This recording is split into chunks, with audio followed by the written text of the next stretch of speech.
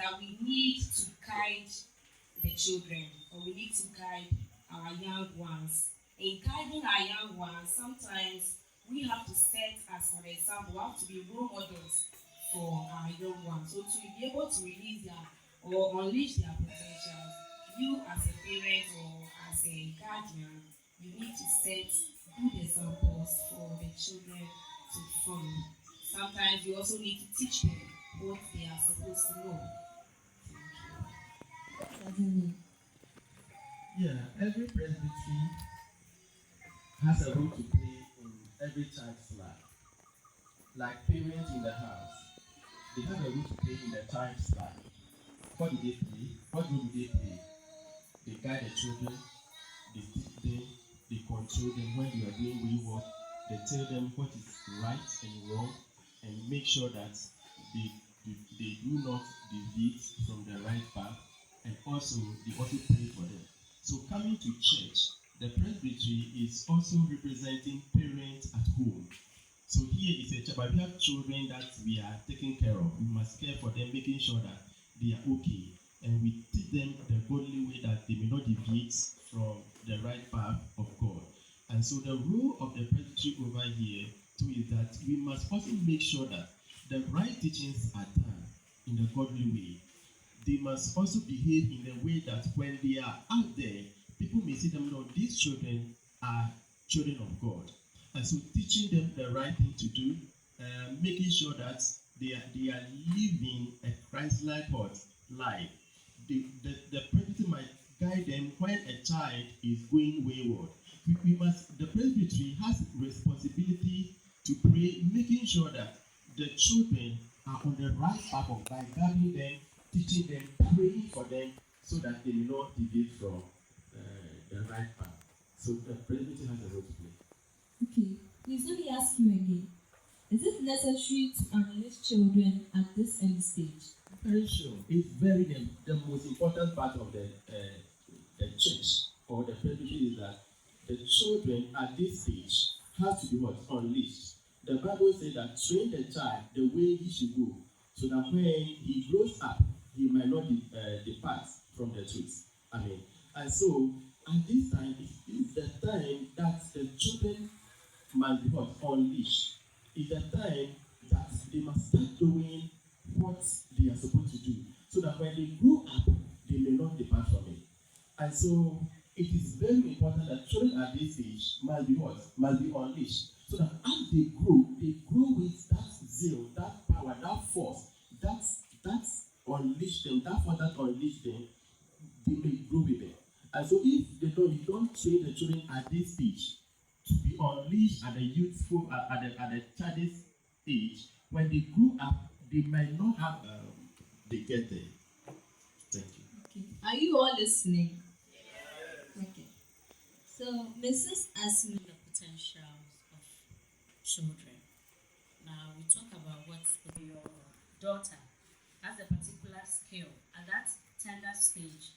The skill cannot be used out, all the tricks in football. He will be learning it small. But by the time he grows, you realize that now he can play big teams like Man U and Arsenal and those things.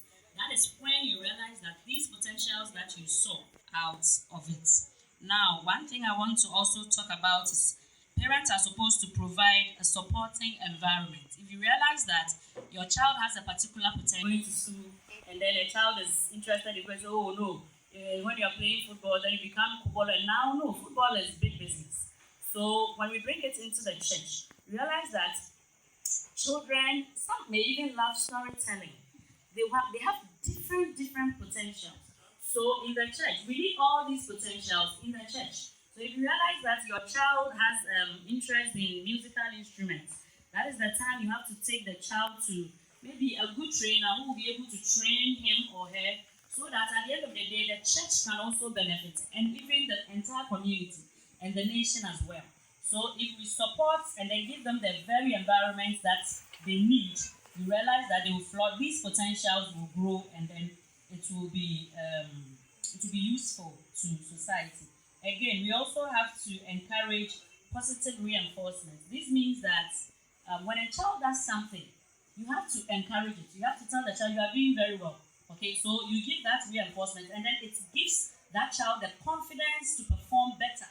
But if you don't recognize the little things that these children are doing, over time, it's like planting a seed. It will die. So as you give this positive reinforcement, it encourages them. You think you're not doing anything, but you realize that in future, you realize that those small reinforcement that you were given, or you are doing well, thumbs up, I'll buy you a gift, and all those things, will increase the confidence level of the child, and then these potentials will be seen in the youth and the church. Amen. Amen.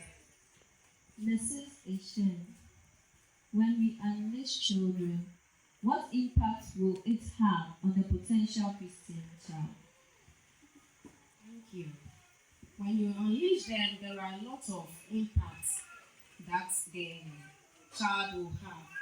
Most of these impacts are positive. Let me say all of them are positive. And so if a child is unleashed or a Christian child is unleashed, the child will be able to transform his or her world.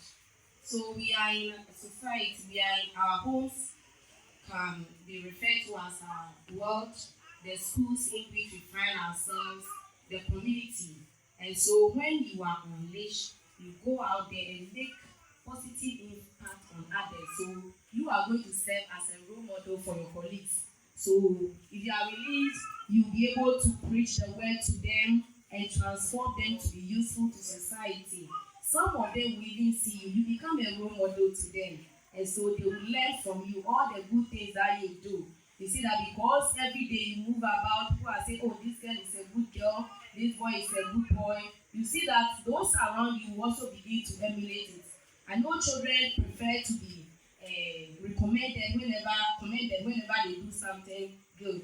And so when they see that every day this girl is being commended, I also want to do it so that people will recognize it. So you are going to serve as a role model for them. And then it will also make you become bold. You'll be bold enough to be able to stand before people, to be able to be able to defend the gospel or defend God.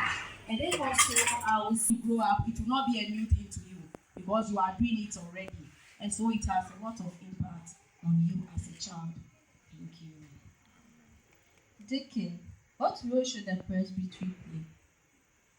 The presbytery, as I have said earlier, the presbytery have to give command to the children that after the teaching, you are unleashed.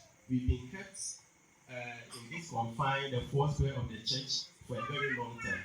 So after the church has taught the children, the church has to release these children that you have a potential in you. We have placed something in you. So just go out there and then do what you are asked to do, what you were taught, and all of that. And so all of these rules that were taught to the children, the church has to release the children to present the nation in this possessing the nation again.